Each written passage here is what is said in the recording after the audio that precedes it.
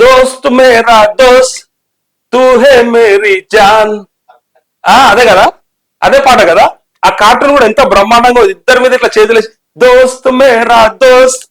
ఆ ఆ మధ్యలో మోదీ, ఇటుపక్క నితీష్, ఇటుపక్క బాబు, ఇద్దరు దోస్తుల కోసం ఇవాళ నిజంగా మనోడు యాడున్నా సరే మన పులుగు బొక్క మనకే పడుతుంది అన్నట్టు కరెక్ట్ గా తీసుకుపోయి వడ్డించాడు. బకెట్లకి వెళ్ళి తీసుకుపోయి లాస్ట్ గా బొక్కని కిందికి అని అని అని ఏడైతే వేయాలో, ఏ మూలకు కూర్చున్నా వానికి పడుతుందో అట్లనే చక్కగా తీసుకుపోయి 59,000 కోట్లు ఒక్కరికి 15,000 కోట్లు నవ్వొస్తుంది. మన రాష్ట్రానికి తీరని అన్యాయం జరిగిందని చెప్పి ఏడవాలన్నా బాధపడాలన్నా కంటే వీళ్ళకు నచ్చిన వాళ్ళకు పెట్టుకుంటారని నవ్వొస్తా ఉంది. ఇట్లా ఉన్నది. మనకు అన్యాయం చేసిన అనేది క్లియర్ గా కనిపిస్తా ఉంది. ఎందుకు ఇవ్వకూడదు? ఏం తప్పు చేసినాం? తెలంగాణ సమాజం బీఆర్ఎస్ ని కాదని బీఆర్ఎస్ ని బొందబెట్టి మరి బీఆర్ఎస్ ని సున్నా చేసి మరి 8 ఎంపీ సీట్లు ఇస్తే ఇవాళ మాట్లాడరేమా 8 మంది ఎంపీలు, 2 మంత్రులు ఉన్నారు, 6 ఎంపీలు ఉన్నారు. ఎక్కడ వేరు? అంటే ఉరికొచ్చేస్తారు. రఘునందన్ రావు, అరవింద్ అన్ని మాట్లాడతారు కదా. ఇది మాట్లాడు, ఇది చెప్పుర్రి. మరి మనకు ఎందుకు ఇవ్వలేదు? పక్క రాష్ట్రంకి ఎందుకు?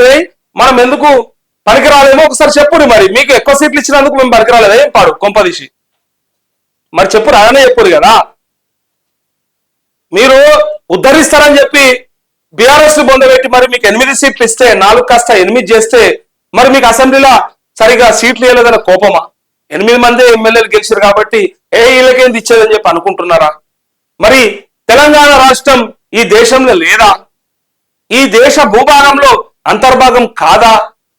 మరి మేము ఈ దేశ ప్రజలము అవునా కాదా అని మాకు డౌట్లు వస్తా ఉన్నాయి. నేనేమంటా అంటే బీఆర్ఎస్ ని బొందబెట్టి మరి బీజేపీకి కొన్ని సీట్లు కట్టబెడితే ఇవాళ మనకు ఒరిగింది ఏంటంటే గుండు సున్నానే. నిజంగా బాధ అనిపిస్తుంది. ఇలా ఎంపీలు సమాధానం చెప్పాలి.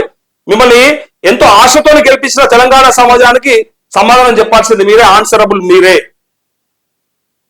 పూర్తిగా కాంగ్రెస్ ప్రభుత్వం ఉన్నప్పటికీ కూడా వాళ్ళకి ఎన్ని సీట్లు ఇచ్చిండ్రు, మీకు అన్ని సీట్లు ఇచ్చిండ్రు.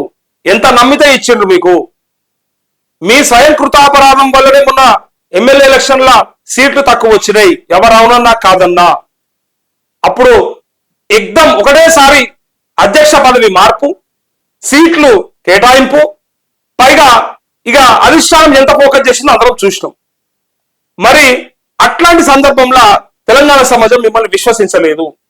అయినప్పటికీ 1 సీటు కాస్త 3 సీట్లు అయినాయి. గోషామహల్లో ఏకైక సీటు గెలిచింది 2018లో. ఉప ఎన్నికలలో ఒక 2-3 సీట్లు యాడ్ అయినాయి. కానీ ఇక్కడ 8 సీట్లు ఇచ్చిండ్రు. గతంతో పోలిస్తే 7 సీట్లు అడిషనల్ గా వచ్చినాయి బీజేపీకి. ఇది ప్లస్సా మైనసా?